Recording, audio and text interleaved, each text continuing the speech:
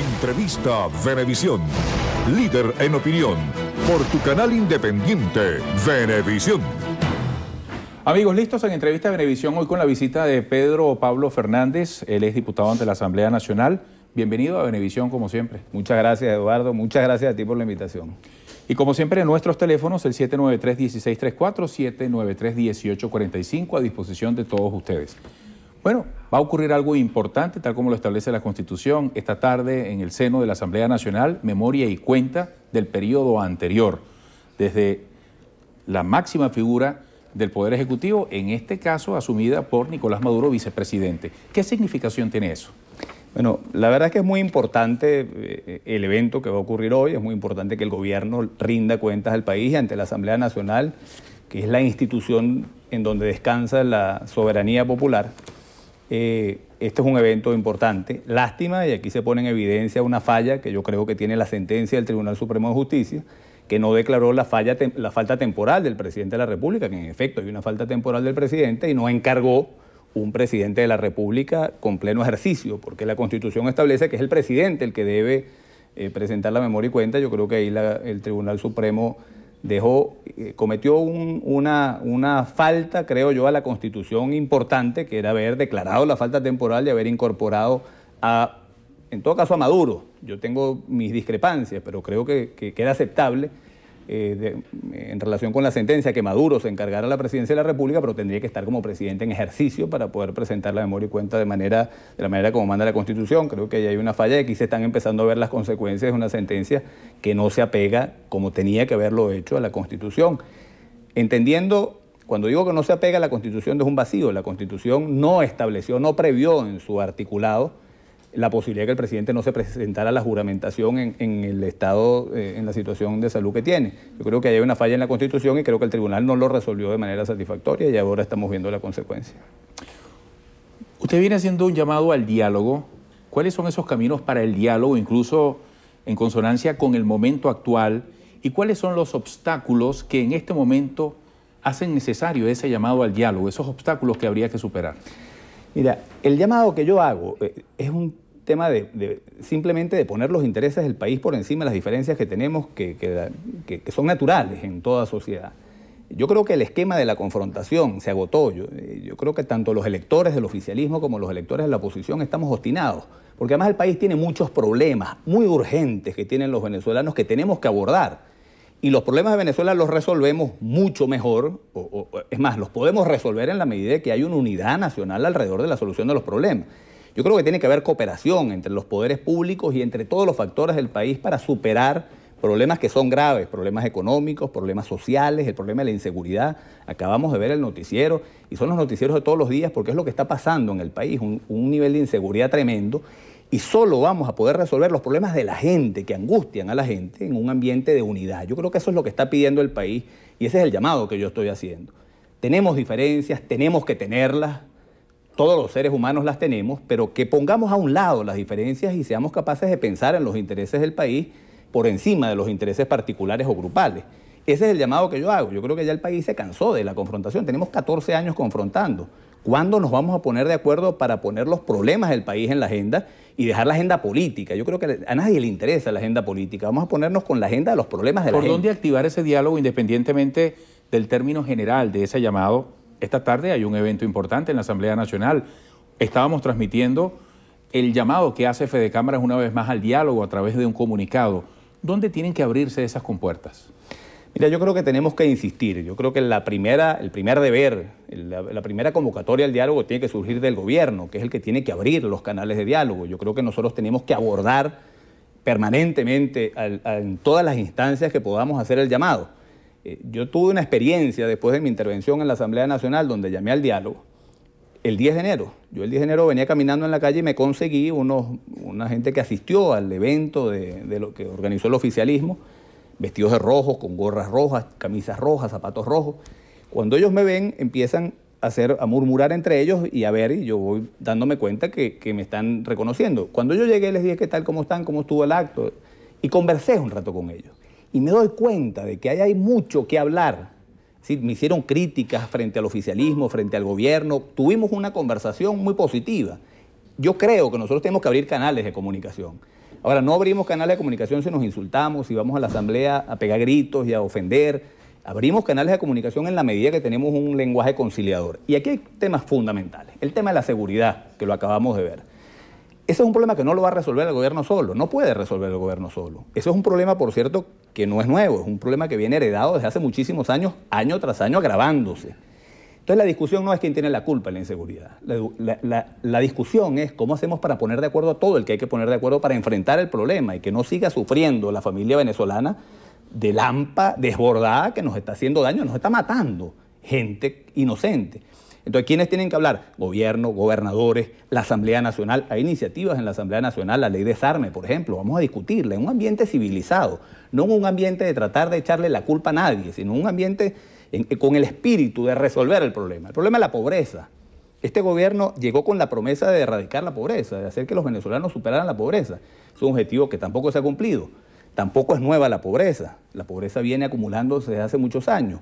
Ahora hay gente, muchísima gente que ha trabajado el tema de la pobreza. Luis Pedro España ha publicado unos libros fabulosos, la Universidad Católica, el Centro Gumilla.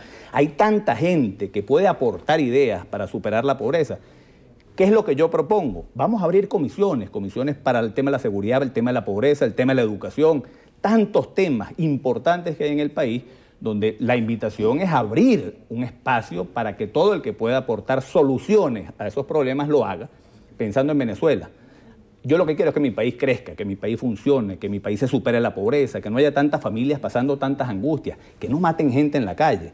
Bueno, todos tenemos una responsabilidad. Eso no es responsabilidad del gobierno, es responsabilidad del gobierno, de la oposición, de todo el liderazgo político, pero además de la sociedad en su conjunto. ¿Por qué no nos unimos todos para enfrentar esos problemas y nos olvidamos de los problemas, de las diferencias que podemos tener en un momento determinado que no son más importantes que los problemas del país que están angustiando a la gente y que requieren de una solución? Y esa es la invitación que estamos haciendo. 67 años de Copey. En el marco de este aniversario, ¿qué hay que decirle al país como intermediador, con su militancia, con su gente, con su mensaje, con su actividad del día a día? ¿Qué es Copey hoy en su aniversario? Mira, esta es una pregunta que aprovecho para transmitirle un mensaje a todos los copellanos del país. Yo me siento, por cierto, muy contento de que en Copey ha habido un relevo generacional importante, ha asumido la conducción del partido una nueva generación, que además encabeza el partido Roberto Enríquez, que a mí me parece uno de los políticos hoy por hoy en Venezuela con los que cuenta el país de más talento. Es un tipo serio, es un tipo responsable, es un hombre con vocación de servicio, con vocación política, con ganas de ejercer la buena política con P mayúscula.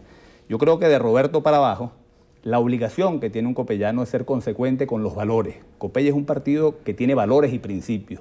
Y en la medida que el país perciba a todos los dirigentes trabajando por los valores que tiene Copey, que son la dignidad de la persona humana, el bien común, la justicia social, construir la sociedad del amor, en la medida que el país vea a toda su dirigencia, a toda la dirigencia de Copey siendo consecuente con esos principios, auténticos, sirviendo a una causa, no a unos intereses particulares, entendiendo que la política es una vocación de servicio al país, yo creo que el partido tendrá posibilidades de recuperarse y de volver a llenar el espacio que antes llenó. Y la invitación que le hago a todos los dirigentes y a los copellanos en general es con autenticidad trabajemos siempre por los intereses de Venezuela y de los seres humanos que habitamos en este país y no pongamos nunca los intereses particulares y personales por encima de esos intereses. Llegan dos preguntas que yo diría coinciden un poco en el contexto de la reflexión que has desarrollado. Osvaldo Padrón desde Santa Teresa del Tuy dice, hay mucha incertidumbre, lo que queremos es que nos digan la verdad. Petra Parra desde Ciudad Ojeda dice, piensen en los venezolanos, no en tener el poder. Yo estoy completamente de acuerdo con los dos. La primera es la incertidumbre. Yo creo que hay mucha incertidumbre en el mundo, en los electores que votaron por Chávez, que quieren saber el estado de salud del presidente, y creo que ahí el gobierno tiene la obligación de ser mucho más claro y más transparente, pero el país en general. Es decir, el país tiene un presidente que acabamos de elegir el 7 de octubre, o que acaba de elegir la mayoría de los venezolanos el 7 de octubre, y tiene derecho a saber cuál es la condición. Y el segundo tema es importantísimo. Yo creo que nosotros tenemos que poner, como lo dije hace un rato, los intereses del país por encima de los intereses particulares. A mí no, yo apuesto al éxito de este gobierno. La confrontación de las cúpulas partidistas o del poder político pueden hacer distraer en el tiempo la atención a estas prioridades que está clamando la sociedad, que se les atienda. Viene el 23 de enero, ya desde los extremos están hablando de concentraciones de calle.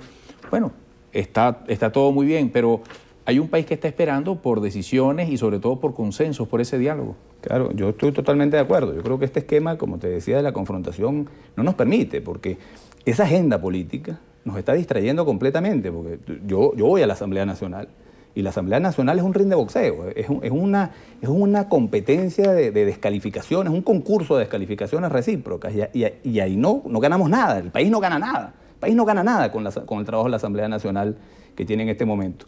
Yo te confieso, yo me he incorporado en la Asamblea 30 veces. La primera vez que hablé fue el 5 de enero. Yo tengo ahí el pago por mis incorporaciones a la Asamblea que no lo he ido a cobrar porque me da pena cobrar del Estado un sueldo por un trabajo que no se está haciendo. El Parlamento no está funcionando porque el esquema de la confrontación no permite que haya un diálogo productivo en el cual podamos ponernos de acuerdo con cosas fundamentales. Y esa confrontación es a todo nivel, más allá de lo que se ve en televisión, cuando están a solas, cara a cara. No hay comunicación posible. Tú sabes que no. No hay la posibilidad de decir, vamos a trabajar en razón de esto que nos convoca. Tú sabes que la relación personal, yo veo diputados que se enfrentan en la Asamblea y después conversan como tiene que ser. Y yo te digo que en el caso mío particular yo procuro tener las relaciones más cordiales con los diputados que están en la acera enfrente.